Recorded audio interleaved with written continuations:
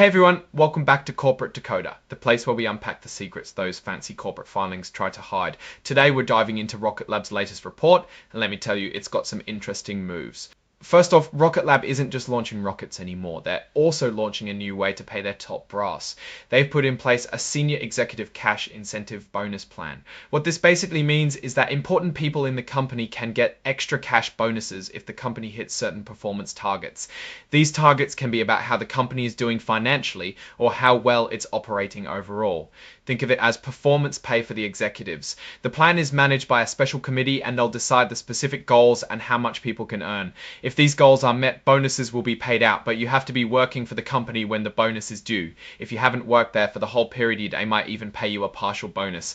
It's a pretty standard setup to try and keep execs motivated by company success, and they'll decide the specific goals and how much people can earn. If these goals are met, bonuses will be paid out, but you have to be working for the company when the bonus is due. If you haven't worked there for the whole period, they might even pay you a partial bonus. It's a pretty standard setup to try and keep execs motivated by company success.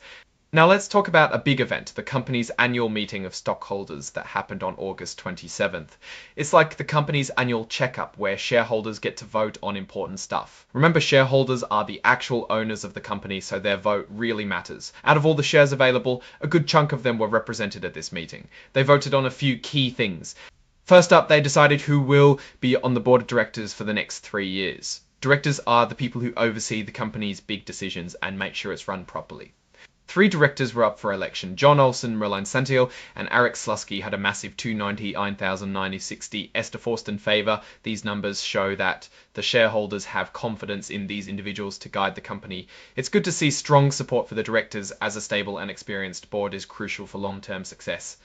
Next, they voted on who will be the company's independent auditors. Think of auditors as the company's financial detectives who check the books to make sure everything is accurate and honest. The shareholders approved ratifying Deloitte and Touche for the fiscal year. The vote here was overwhelmingly in favour with 406,029,703 votes for. This is really important because it shows trust in the financial reporting of the company and the firm that's verifying it. When you see such a strong endorsement for the auditors, it usually means investors feel comfortable with how the company is presenting its financial health. Then came a vote about executive compensation. This is often called a say on pay vote. Shareholders got to give their opinion, though it's not binding, on how much the top bosses are being paid. They want to ensure that the people running the company are rewarded fairly for their work, but also that the compensation is aligned with the company's performance. The results show 240, 40 and 3 from 14 on and welcome back to the compensation is aligned with the company's performance. The results show 240,003 fund fortunes among shareholders about the levels of executive pay or how it's tied to performance. It's a signal that even with overall approval, there's room for improvement in justifying or adjusting these compensation packages.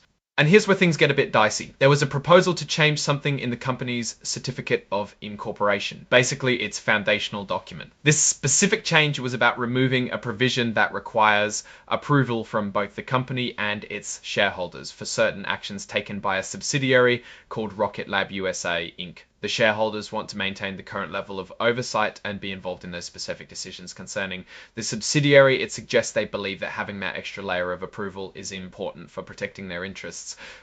Finally, just to wrap up the formal part, they also listed the exhibits that came with this report. One of them, Exhibit 10.1, is the actual document detailing that executive bonus plan we talked about at the beginning. It's always good to see the supporting documents, even if we don't dive into every single word of them on this show.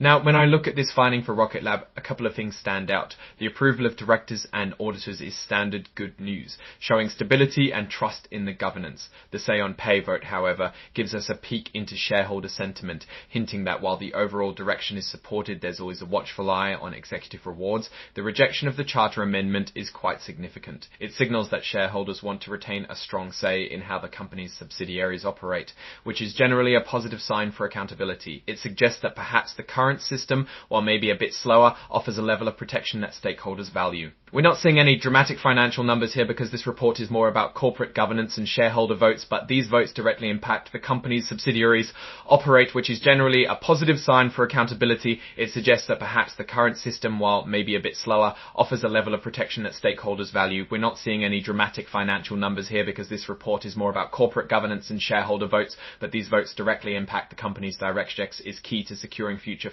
So what's the takeaway for Rocket Lab? They're continuing to build out their operational and compensation structures with a clear eye on performance. The shareholder votes reveal a management that's generally trusted, but also one that's being actively monitored, especially when it comes to executive compensation and corporate control structures.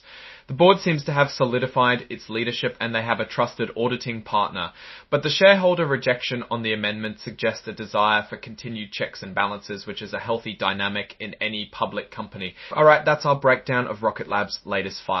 What's your take on these votes and what they come signals below?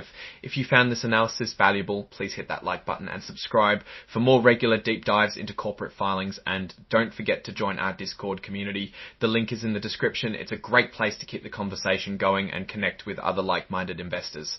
Thanks for watching. See you next time.